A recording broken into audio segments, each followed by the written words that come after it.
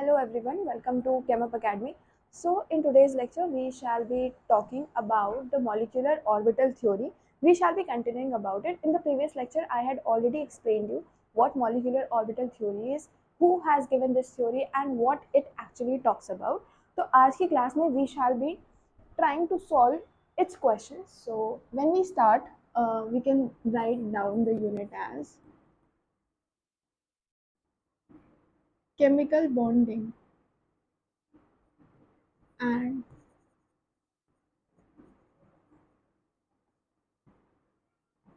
molecular structure. ठीक है. Also this is your lecture number 6. Again I will suggest you to keep a track on the ongoing episodes of the series so that you get to know, because the number I write over here is any number that is going in my mind. So that is on you, how you are keeping things on. And the topic for today is, it is actually MOT. The previous lecture we had already covered what MOT is. So we shall be seeing the applications of MOT. Applications of MOT. ठीक है. तो अभी हम अगर previous class को revise करें, थोड़ा सा जान लेते हैं. तो MOT के बारे में हमने जाना था कि दो साइंटिस्ट थे, ये थ्योरी लेकर आए. इसके अंदर वी गेट टू नो कि how you can fill the electronic configuration. जैसे आपके एटॉमिक ऑर्बिटल्स होते हैं, सिमिलरली आपके पास मॉलिक्यूलर ऑर्बिटल्स भी होते हैं. जितने इलेक्ट्रॉन्स आपके एटॉमिक ऑर्बिटल्स में प्रेजेंट है, वैसे ही आपके इलेक्ट्रॉन्स मॉलिक्यूलर ऑर्बिटल में प्रेजेंट रहेंगे. मॉलिक्यूलर ऑर्बिटल्स तब कंबाइन होंगी whenever they would be having parity in energy, मतलब सेम टाइप ऑफ एनर्जी हो या फिर सिमेट्रिकल हो, तब जाकर के those molecular orbitals tend to combine. उसके बाद हमने देखा था कि कंबाइन होने के बाद वो ऐसी शेप ले लेती है, ओरिएंट ऐसे तरीके से करती है सो दैट उनका जो रिपल्शन है वो काफ़ी कम हो जाए और जो डिस्टेंस है वो काफ़ी हद तक मैक्सिमाइज हो जाए. रिपल्शन कम करने का मतलब है तो स्टेबिलिटी गेन कर लेना. फिर इसी के बाद आपके पास हमने पढ़ा था कि जो आपके मॉलिक्यूलर ऑर्बिटल्स होते हैं, यूजुअली उनके पास दो न्यूक्लियाई या दो से ज़्यादा न्यूक्लियाई रहते हैं, और जितना डिस्टेंस उनके बीच में रहता है, अगर कोई इलेक्ट्रॉन दो न्यूक्लियाई के बीच में कोई भी इलेक्ट्रॉन आ जाता है तो स्टेबिलिटी हो जाती है इंक्रीज. तो इसी को बोला जाता है बॉन्डिंग. और अगर इस स्पेस के बीच में दो न्यूक्लियाई के बीच की जो स्पेस है, उसके अलावा इलेक्ट्रॉन ऊपर नीचे कहीं घूम रहा है, ठीक है, वो अपने घर पे आके नहीं बैठ रहा, तो that is known as anti bonding. तो जैसे आपके मॉलिक्यूलर ऑर्बिटल्स हैं, जितने मॉलिक्यूलर ऑर्बिटल्स कंबाइन होंगे उतने ही आपकी जितने एटॉमिक ऑर्बिटल्स आपके कंबाइन होंगे उतनी ही आपकी मॉलिक्यूलर ऑर्बिटल्स बनाई जाएंगी. जैसे जैसे मॉलिक्यूलर ऑर्बिटल्स बनेंगी वो एंटी बॉन्डिंग और बॉन्डिंग के टर्म्स में आ सकती हैं. बॉन्डिंग की एनर्जी पेरेंट वाले से कम होती है, एंटी बॉन्डिंग की एनर्जी पेरेंट वाले से ज़्यादा होती है. फिर हमने देखा था जब भी हमें अप्लाई करना होता है कि एस एस तो बना देते हैं simple sigma bonding, whereas अगर हमें पी के साथ किसी की बॉन्डिंग करानी होती है तो हम हमेशा पी जी के अकॉर्डिंग कराते हैं, क्योंकि उसी के थ्रू जो हमारी न्यूक्लियर एक्सिस है उसकी वजह से इजीली ओवरलैपिंग के चांसेस ज़्यादा होते हैं. और इसी के तहत हमने अपना पूरा जो एमओटी का पूरा स्ट्रक्चर था या फिर पूरा जो भी था वो पूरा थियोरी हमने कंप्लीट कर ली थी. Now this is the time for practicing the questions. So let's see how we can practice the question. तो पहला क्वेश्चन कहता है कि आप हाइड्रोजन मॉलिक्यूल बना दो और बताओ, जस्टिफाई करो कि MOT का यूज करके whether it is a stable molecule और नॉट, एग्जिस्ट करेगा कि नहीं करेगा. ऑल्सो इससे पहले अगर हम बात करें तो हमारे पास एप्लीकेशंस अगर हम देखें तो एप्लीकेशंस में हमने चुनिंदा चीज़ों की बात की थी, जिसमें से था आपका पहला बॉन्ड एनर्जी की बात की थी हमने. यहीं से आप बॉन्ड ऑर्डर भी निकाल सकते हो, और बॉन्ड ऑर्डर के बाद हम मैग्नेटिक मोमेंट भी निकाल सकते थे. मैग्नेटिक मोमेंट को मैंने बताया था कैसे, कि जब भी कोई आपके इलेक्ट्रॉन पेयरिंग है अनपेयरिंग है उसके टर्म्स में हम डिफाइन करते हैं. कोई डायमैग्नेटिक है तो मतलब हर कोई पेयर्ड रहेगा, और पेयर्ड रहेगा तो इसका मतलब है आपकी जो फोर्स है, जो मैग्नेटिक फोर्स है, उसको ये करेगा रेपल. वेयरएज अगर आपके पास पैरा है, पैरा में रहेगा आपका अनपेयर्ड, और जो आपकी मैग्नेटिक फोर्स है उसको ये करेगा attract because of the unpaired electron present in the molecule. Therefore हम उनसे ये सब चीजें भी डिटरमाइन कर सकते हैं along with our bond length. तो ये सब चीजें थी जो हम यूजुअली स्पेसिफाई कर पाते. अब हम यहाँ पर जो कैलकुलेट करेंगे that will be your bond order and your magnetic moment. तो अगर हम हाइड्रोजन एटम की हाइड्रोजन मॉलिक्यूल की बात करते हैं, मॉलिक्यूलर ऑर्बिटल थ्योरी है, एटम के बारे में बहुत पढ़ लिया, VBT, VSC, PR, Lewis dot structure सब कुछ पढ़ लिया. अब मॉलिक्यूल के बारे में बात करेंगे तो हाइड्रोजन मॉलिक्यूल की अगर हम बात करते हैं एमओटी के केस में, तो जो हमारा हाइड्रोजन मॉलिक्यूल है कैसा सीन क्रिएट होगा. हमें पता है H के पास होते हैं 1s1, तो हमने ड्रॉ किया 1 ऑर्बिटल हियर, 1 ऑर्बिटल हियर, क्योंकि दो हाइड्रोजन है, one H over here and another H over here. अब यहाँ और यहाँ पर आपके एटॉमिक ऑर्बिटल्स बैठे हैं, तो बीच में आपके बैठेंगे कौन, मॉलिक्यूलर. यहाँ बैठा है एटॉमिक, सिमिलरली यहाँ बैठा है एटॉमिक. ठीक है. अब क्या होता है, एक होता है जो पेरेंट से ज़्यादा एनर्जी देगा, एक होता है जिसकी पेरेंट से एनर्जी रहेगी कम. दो एटॉमिक ऑर्बिटल्स कंबाइन कर रहे हैं तो दो ही मॉलिक्यूलर ऑर्बिटल्स प्रोड्यूस होंगे. तो जब एक आया बॉन्डिंग का, एक आया एंटी बॉन्डिंग का. Similarly it has 1 electron and it has 1 electron. Therefore we can use Pauli's exclusion principle, Hund's rule of at maximum multiplicity and Aufbau principle in order to fill this shell. After filling this particular shell of ours, हमने देखा 1s and 1s, और यहाँ पर इसको बोलते हैं sigma. किसका है ये, 1s का. Therefore it will be sigma star, ये होगा भी 1s का. एक होता है बॉन्डिंग, एक होता है एंटी बॉन्डिंग. अब अगर हमें बॉन्ड ऑर्डर कैलकुलेट करना है तो हमारे पास एक पर्टिकुलर फॉर्मूला था in order to calculate the bond order. जब हम बॉन्ड ऑर्डर कैलकुलेट करते हैं, बॉन्ड ऑर्डर का फॉर्मूला होता है half bonding orbitals minus anti bonding orbitals. ये number of electrons in bonding, number of electrons in anti bonding. तो अगर हम देखें हमारा half will be as it is, हमारे बॉन्डिंग के अंदर कितने हैं, 2 एंड एंटी बॉन्डिंग के अंदर है 0. Therefore it formulates it like this. अब क्या होता है, आप इसको सॉल्व करते हो अगर, तो we get bond order as 1.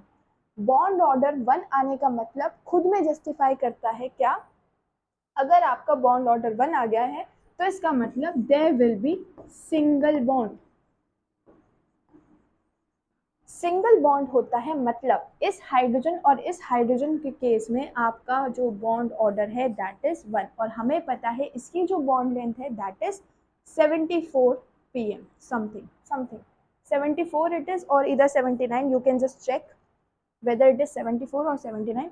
this you need not to learn, these things are not required to be learned. ठीक है. अब देखो क्या होता है, अब आपने बॉन्ड ऑर्डर बता दिया, अब मुझे बताना है वेदर इट इज डायामैग्नेटिक और इट इज पैरामैग्नेटिक. तो डायामैग्नेटिक के लिए देखने के लिए मुझे देखना है मॉलिक्यूलर ऑर्बिटल को. जब मैं मॉलिक्यूलर ऑर्बिटल को देखूंगी तो उसमें देखना है कितने अनपेयर्ड इलेक्ट्रॉन प्रेजेंट है. क्या मुझे यहाँ पर अनपेयर्ड इलेक्ट्रॉन नजर आ रहे हैं, no unpaired electron, no unpaired electron. और जब भी ऐसा केस आ जाए कि कहीं कोई अनपेयर्ड इलेक्ट्रॉन नहीं है तो उसको बोल देते हैं हम डायामैग्नेटिक.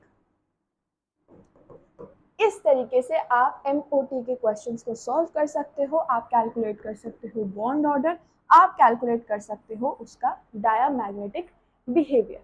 तो इसी के साथ अब हम चलेंगे अपने दूसरे एटम की तरफ जो है हमारे पास हीलियम.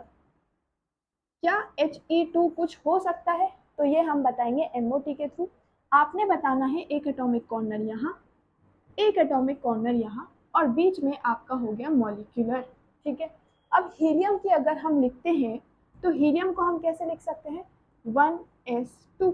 तो यहाँ पर 1s ऑर्बिटल कंबाइन हो रही है, सिमिलरली 1s ऑर्बिटल कंबाइन हो रही है to give 1 bonding and 1 anti bonding. मतलब एक ऑर्बिटल, दो ऑर्बिटल कंबाइन होकर आपको 2 मॉलिक्यूलर ऑर्बिटल्स दे रही हैं. तो 2 मॉलिक्यूलर ऑर्बिटल्स देने का मतलब है क्या, यहाँ पर we have 2 electrons,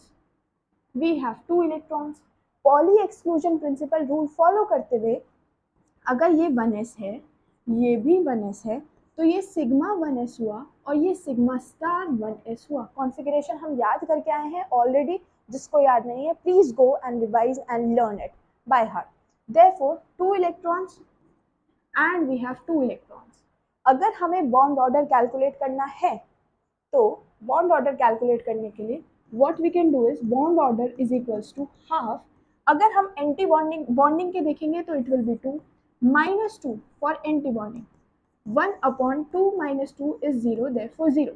bond order 0 आ गया, मतलब हीलियम के बीच में कोई बॉन्ड है ही नहीं, देयरफॉर He2 इज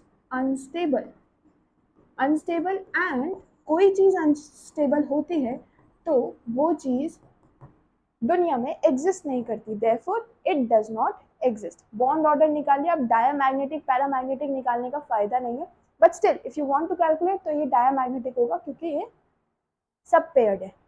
तो ये क्वेश्चन आपके एक्सेप्शनल केसेस में पूछ लेते हैं, बताओ हीलियम का केस, तो हीलियम का केस अगर पूछेंगे तो you will be answering like this. Similarly अगर हम दूसरे वाले मॉलिक्यूल की तरफ चलते हैं, अपने Li2 मॉलिक्यूल, तो हमें पता है 1s2 and 2s1, 1s2 and 2s1, therefore एक लिथियम इधर है, अगर आपके पास लिथियम अगर इधर है तो हम बनाएंगे 1 ऑर्बिटल फॉर 1s, तो 1 एंटी बॉन्डिंग एंड 1 बॉन्डिंग। ये एनर्जी का गैप है, अगर आप इसको जानना चाहते हो तो ये एनर्जी है आपकी, ठीक है। तो यहाँ पर आपके इलेक्ट्रॉन्स आ गए और यहाँ पर आपके इलेक्ट्रॉन्स आ गए, सिमिलरली यहाँ और सिमिलरली यहाँ। ये सिग्मा स्टार 1s और ये सिग्मा 1s। अब बनाते हैं 2s के लिए। 2s 1s से एनर्जी में ज़्यादा होता है, इसलिए इसको रखा गया है यहाँ। 2s के अंदर 1 इलेक्ट्रॉन, 2s के अंदर 1 इलेक्ट्रॉन। अब एक बना दो आप ऊपर, एक बना दो नीचे और भर दो इसके अंदर इसका रंग, जैसे कि 1 एंड 2 पॉली एक्सक्लूजन प्रिंसिपल से यूज किया। तो 1s का तो एंटी बॉन्डिंग आया, अभी हमने हीलियम का केस देखा था, तो यहाँ तक का केस कंसिडर करने का फायदा नहीं है, बट स्टिल अगर आपको कंफ्यूजन होती है तो आप कंसिडर कर सकते हो, वरना आप ये भी लेके चल सकते हो। तो आपकी कंफ्यूजन ना हो तो इसलिए हम पूरा ले लेते हैं। अब देखो बॉन्ड ऑर्डर निकालने का तरीका, bond order is equals to half. अगर हम बॉन्डिंग के इलेक्ट्रॉन्स गिनेंगे तो बॉन्डिंग के इलेक्ट्रॉन्स हुए 1 2 3 एंड 4 बॉन्डिंग ऑर्बिटल्स। और अगर हम एंटी बॉन्डिंग के ऑर्बिटल्स गिनते हैं तो we have 1 2, only 2 electrons we have, ये तो खाली है एकदम, तो -2, देयरफॉर इट मेक्स 1। अगर अब बॉन्ड ऑर्डर 1 आ गया तो इसका मतलब हुआ क्या, सिंगल बॉन्ड एग्जिस्टेंस। और जब कहीं सिंगल बॉन्ड आ जाए तो आप बोल सकते हो लिथियम तो एग्जिस्ट कर रहा है। पर क्या आप बता सकते हो वेदर इट इज मैग्नेटिक और नॉन मैग्नेटिक, तो उसके लिए हमें देखना पड़ेगा वेदर एवरीथिंग इज पेयर्ड और नॉट। तो हमने देखा कि हर कोई तो पेयर्ड है, तो इसको we will be calling at dia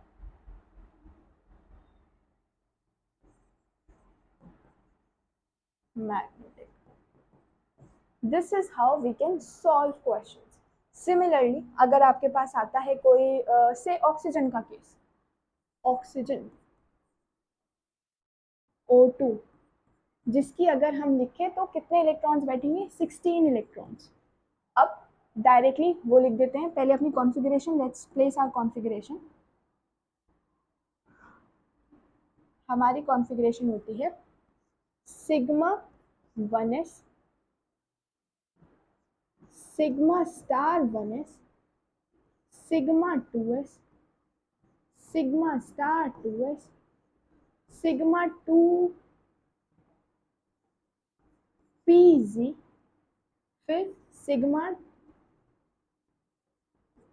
pi 2px, pi 2py, pi star 2px, pi star 2py and we have sigma star 2pz। अगर आपको ऑर्बिटल डायग्राम नहीं बनाना है, सिर्फ इलेक्ट्रॉनिक कॉन्फ़िगरेशन के थ्रू करना है, तो आप कैसे करोगे, 16 इलेक्ट्रॉन्स है तो भर देते हैं। कैसे कैसे भरेंगे 16 electrons? We can fill 16 electrons like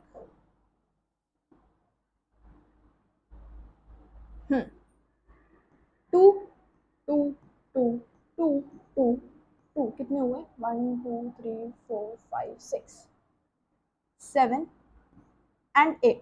अब देखो 8 भरने के लिए यहाँ तक 14 electrons, 15 and 16 like this you will fill, not like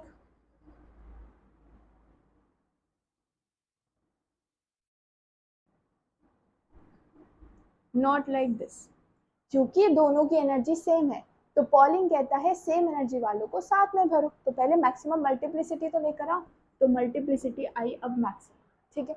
तो 1 इलेक्ट्रॉन्स दोनों को दिया। अब काउंट करेंगे हम अपना क्या, बॉन्ड ऑर्डर। तो in order to calculate the bond order, half किया, पहले बॉन्डिंग गिनते हैं। This is my bonding, bonding bonding bonding bonding. तो बॉन्डिंग के अगर देखे जाए तो 1 2 3 4 5, सो आई हैव 10 बॉन्डिंग माइनस। अगर हम वहीं एंटी बॉन्डिंग के देखते हैं अपने, तो एंटी बॉन्डिंग के this is there and these two are there. तो 1 2 3 6, therefore it makes 1/2 into 4, that makes it 2। मतलब एक ऑक्सीजन और दूसरे ऑक्सीजन के बीच में कितने बॉन्ड आ रहे हैं? One oxygen shares 2 bond with another oxygen, therefore we can say it is stable। और अगर इसका मैग्नेटिक बिहेवियर बताने के लिए आता है, मैग्नेटिक बिहेवियर, तो मैग्नेटिक बिहेवियर में आप देखो सबके पास 2 2 2 2 इलेक्ट्रॉन्स है, but your pi star orbital has singly field, मतलब सिंगली फिल्ड है। तो क्योंकि इसके पास सिंगल फिल्ड इलेक्ट्रॉन्स है, एक एक इलेक्ट्रॉन्स है, तो ऐसी स्पीशीज को हम नाम देते हैं क्या? We call it to be as unpaired, and since it is unpaired, therefore it is paramagnetic। this is how we can solve the question for oxygen। अगर हमने ऑक्सीजन के लिए सॉल्व कर लिया तो is it not easy for us to solve it for this? क्योंकि यहाँ पर आ जाएंगे आपके 17 इलेक्ट्रॉन्स। सिमिलरली हमारे पास ये भी हम सॉल्व कर सकते हैं, जहाँ पर आ जाते हैं हमारे पास 18 इलेक्ट्रॉन्स। तो ये पर्टिकुलर चीजें आप सॉल्व करोगे, that too in your homework.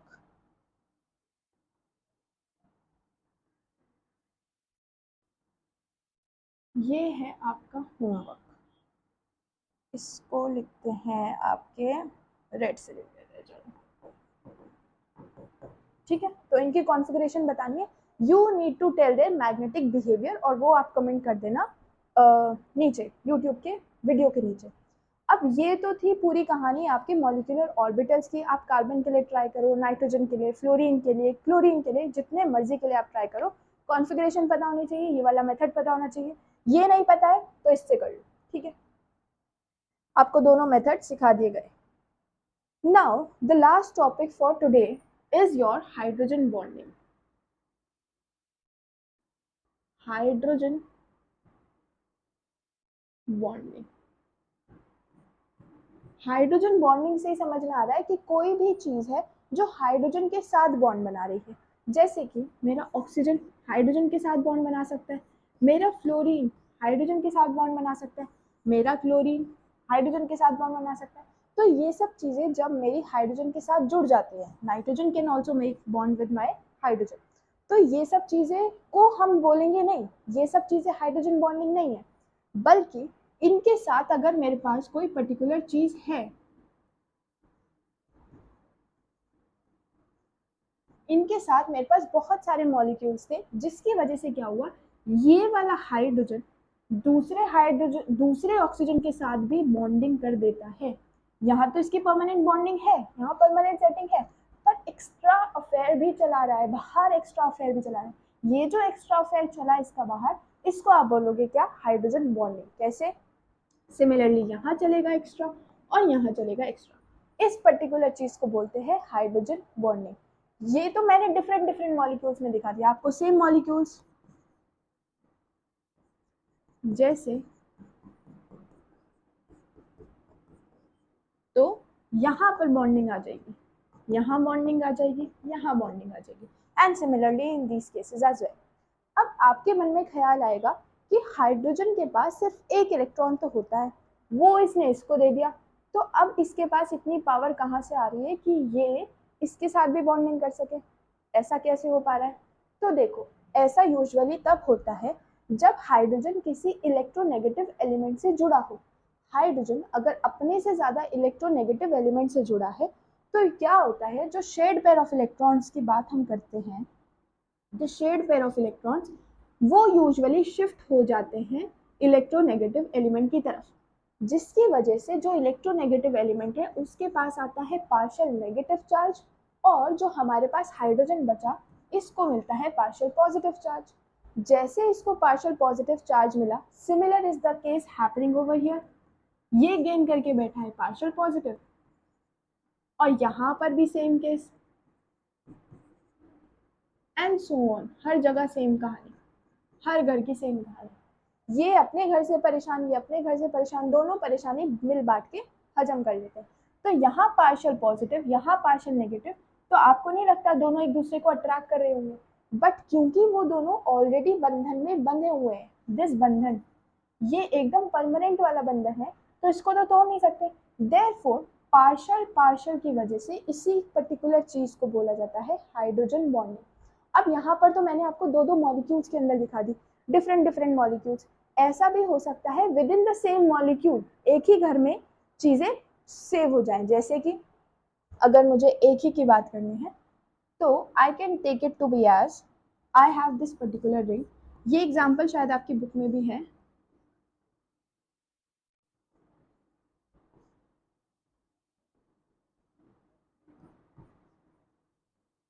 ठीक है, और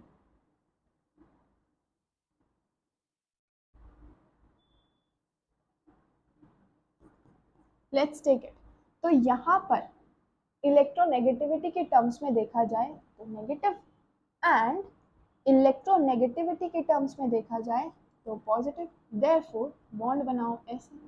तो आप एक ही मॉलिक्यूल के अंदर भी बात कर सकते हो, या फिर आप एक्स्ट्रा मॉलिक्यूल्स के अंदर भी, मतलब एक दूसरे के मॉलिक्यूल के अंदर भी। जब आप एक से ज्यादा मॉलिक्यूल के अंदर बात कर रहे हो तो इसको बोला जाता है क्या, इंटर न्यूक्लियर हाइड्रोजन बॉन्डिंग, या फिर इंटर मॉलिक्यूलर हाइड्रोजन बॉन्डिंग आप इसको बोल दो, इंटर मॉलिक्यूलर हाइड्रोजन बॉन्डिंग। और यहां से सीन आता है आपका इंट्रामोलिक्यूलर।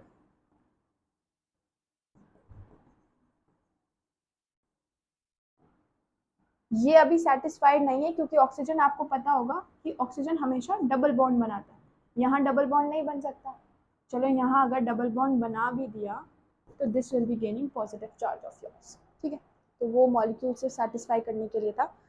तो आपको समझ में आ गया कि जो हाइड्रोजन बॉन्डिंग होती है वो यूजुअली, हाइड्रोजन जब किसी इलेक्ट्रोनेगेटिव एलिमेंट से जुड़ा रहता है तो शेयर्ड पेयर ऑफ इलेक्ट्रॉन्स अपनी तरफ कर लेता है, हाइड्रोजन से दूर हो जाते हैं तो हाइड्रोजन के पास आ जाता है positive charge. Due to that positive charge वो जाता है अपने घर के बाहर, ढूंढता है किसी ऐसे को जिसके पास हो कोई भी नेगेटिव चार्ज, और उससे हो जाता है वो अट्रैक्ट। इसी अट्रैक्शन को बोला जाता है हाइड्रोजन बॉन्डिंग। ये दो टाइप की हो सकती है, या तो वो अपने ही घर में ढूंढ ले किसी को तो हम बोल देंगे इंटरमोलिकुलर, या फिर वो कहीं बाहर भी ढूंढ सकता है तो उसको बोलते हैं हम इंटर मॉलिक्यूलर। तो अगर वो बाहर ढूंढ रहा है तो इंटर, और अगर वो घर में ही ढूंढ रहा है तो इंट्रा। अगर आपके स्कूल में ही कंपटीशन चल रहा है तो इंट्रा अपने आपस के बच्चों में, और अगर आपके स्कूल के बच्चों का बाहर के बच्चों से कंपटीशन चल रहा है तो दैट इज इंटर, ठीक है। तो like this you can remember, and this completes your unit number 4, that was chemical bonding and molecular structure। और इसी के साथ we shall be starting with the new unit, till then stay blessed and keep watching।